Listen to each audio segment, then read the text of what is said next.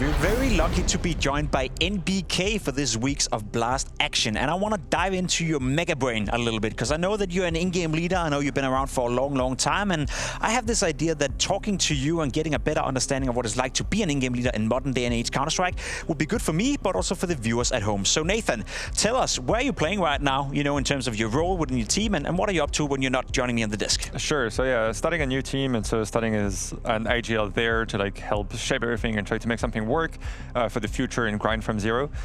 So having to look at a lot of demos, learning from the best IGLs that are here at this tournament, and trying to emulate some of their ideas. And so there are very distinct ways of approaching, especially on the city side. IGLs that are going to be more active in center of the map, and IGLs that are going to be more anchors, like the more the snacks kind of players, and the more active like the Apex. Blitz is also very notorious for that, where they can take control. They can be all over the map. Usually they're going to be rotation on city then, so like playing towards city spawn, short, A. And the big thing when you're very active and central in those positions is that you can be everywhere. And that's where you have your strength as an IGL, right? Yeah, and I kind of want to dive into it right away. We have Dust 2 as a map as well, and you're telling me that you're in the center of the action. You're playing the rotation roles on towards the A-bomb side. So we are making this little square on your screen, and that's sort of like your range of motion. Now, tell me, why is it that you're placing yourself in that position? You want to be activated. Is that because when you are active, when you are in the center of the map, it's easier to make the right decisions and make the calls? Or is it just a personal preference from a player point of view? So there is a big part where you can see the game as an IGL as a strategy game. So like all the Age of Empires, StarCraft kind of game where you have resources and you have a map and then you can place your pawns on the map however you want to. And so when you're center of the map and you're playing those more active positions where you have control of grenades, like flashes, where the Ts are going to be very active, that's where you want to be in order to control your team as good as possible and use those resources as good as possible. So you're going to be able to be there as a player on the right position, and you're going to be able to use utility. So let's say the Ts are, like the terrorists, are generally going to take short control. And so from that short control, you would be very aware of like using the resources like HE grenades, flashbangs, smokes, and time them properly in order for you to go around the map and then put the strength wherever you want it to be. And so you have that mind game, obviously, of like making a smoke and then standing behind it or just completely leaving the area and then trusting the players on the other side of the map. So on the B-bomb side, so we were talking about how anchors became so important in this meta of the game and star players of the teams. Well, you trust them in that area, and that rotation role becomes more supporty, where you're the one with the grenade, where you can just go left and right on the map and then put that strength wherever you want it.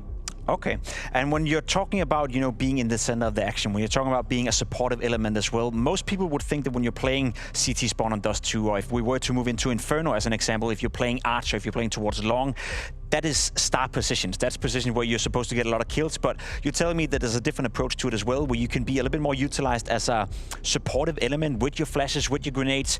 Maybe on Inferno is a great example. You get to dictate whether you're stacking one bomb site or another. Is that, you know, you trying as an in-game leader to be in control of the situation, and that's the reason why you're placing yourself in those areas?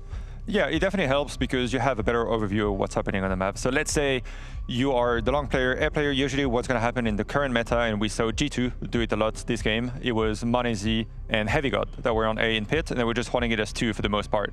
And the player that was long, that was Hunter, was just going back and forth between B, long, city spawn, and so he was supportive at first, and then he was just at the right place at the right time, and he was then having that impact. And so by having all the information that was around the map, by seeing how they were taking banana control, by seeing how players are positioned on A with their utility, you can take the right decision, and that's what IGLs like to do. Take a decision, especially for the mid round and the late round of, okay, how are we going to play the round? How are we going to get that direction?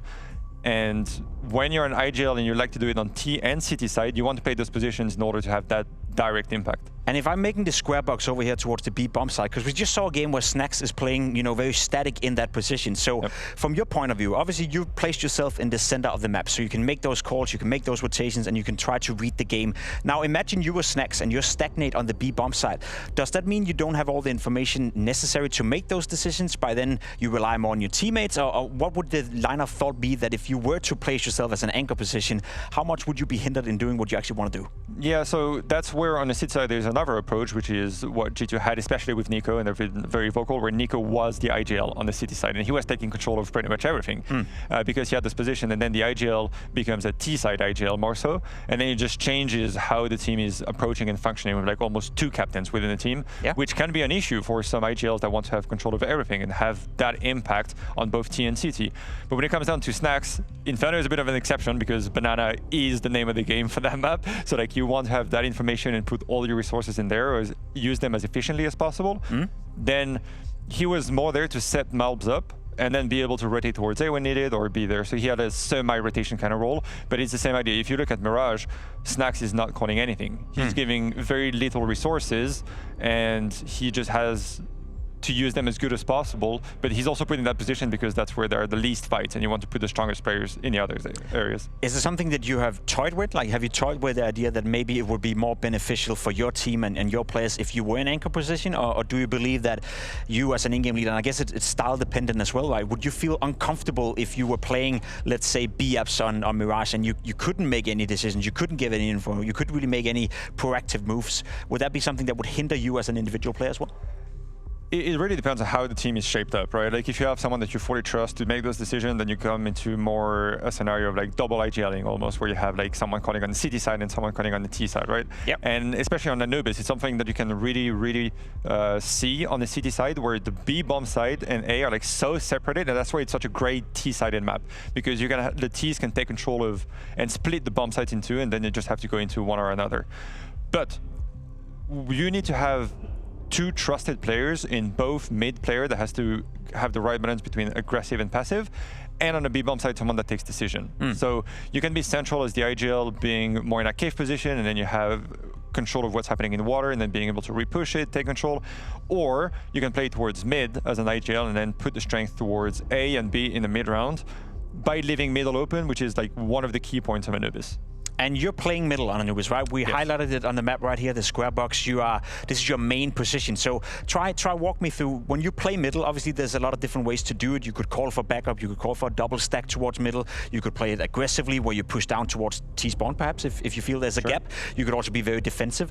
Now, what are your options in terms of rotations here? Is that to dedicate yourself to the A-bomb side, or are you more leaning towards going towards the B-bomb side? You have two different approaches. One that is more the Vitality and Internal Fire approach, which has the upper as one of the 2A players. So they play like pretty much 2-1-2, with the middle piece being very liberal in going either towards A and stacking or towards B and stacking, and then re-pushing that area more often than not. And then I think one of the very important part is because back to the point of using the resources as good as possible. Middle is pivotal in Anubis because it splits up the bomb sites. So if the terrorists take control of middle, they can go A and split it, and B and split it fairly easily. So what you want is to use as little resources as possible to have control of middle for as long as possible. And so that's going to be your main focus as an IGL, and then you trust the bomb sites and your anchors to be as good as possible with the resources they have.